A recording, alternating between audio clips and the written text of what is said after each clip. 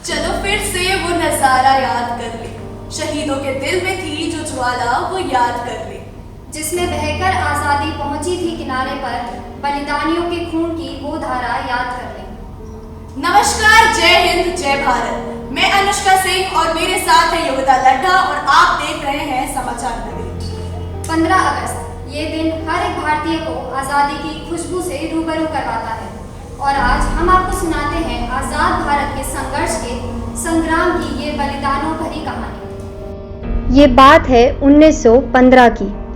करमचंद गांधी यानी बापू दक्षिण अफ्रीका से लौटे थे।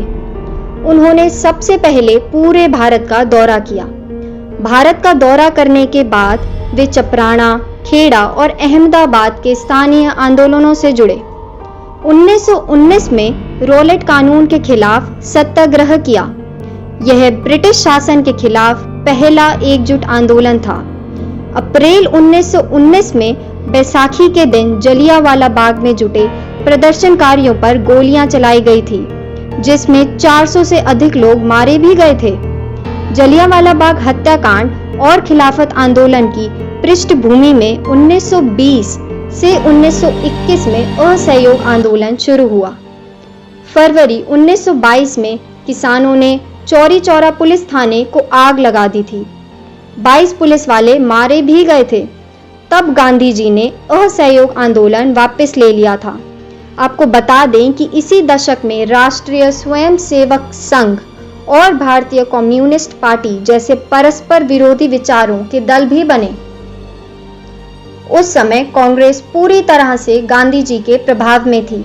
जवाहरलाल नेहरू की अध्यक्षता में कांग्रेस ने 1929 में पूर्ण स्वराज का प्रस्ताव पारित किया।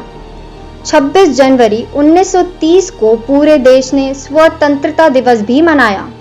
इस दौरान भगत सिंह, चंद्रशेखर आजाद, सुखदेव और ऐसे कई अन्य किसान भी क्रांति चाहते थे। इसी दौरान हिंदुस्तान सोशलिस्ट रिपब्लिकन पार्टी भी बनाई गई थी। लाला लाजपत राय को पुलिस लाठीचार्ज में मौत के घाट उतार चुकी थी और 17 दिसंबर 1928 को भगत सिंह, राजगुरु और सुखदेव ने उन पुलिस वालों की हत्या कर दी थी।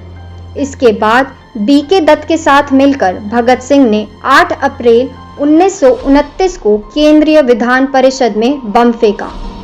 क्रांतिकारियों ने पर्चे में लिखा था कि उनका मकसद किसी की जान लेना नहीं, बल्कि बहरों को सुनाना है।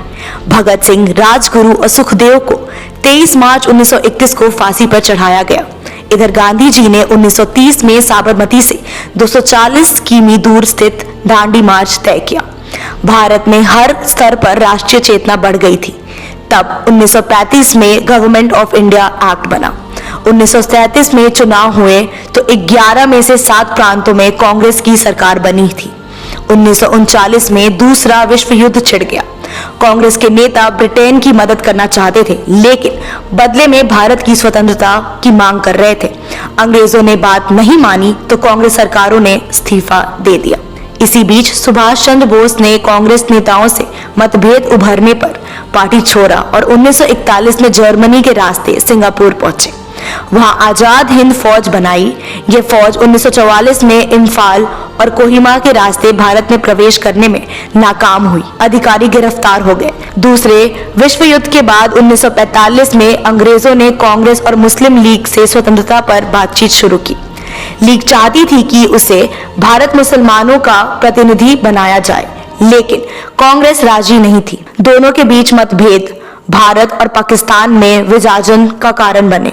14 अगस्त को पाकिस्तान और 15 अगस्त को भारत स्वतंत्र देश बन गए। भले इस देश को आजाद तुमने कराया है, सुरक्षित जीवन देकर तुमने कर्ज अपना चुकाया है। दिल से तुमको नमन है करते ये आजाद वतन जो दिलाया है। आजादी की कभी कोई शाम न होने देंगे, शहीदों की कुर्बानी बदनाम न होने देंगे। बचे हो जब तक एक भी बूंद लहू की रगों में, तब तक भारत माता का आंचल नीलाम न होने। आप सभी को समाचार नगरी की ओर से हैप्पी इंडिपेंडेंस डे।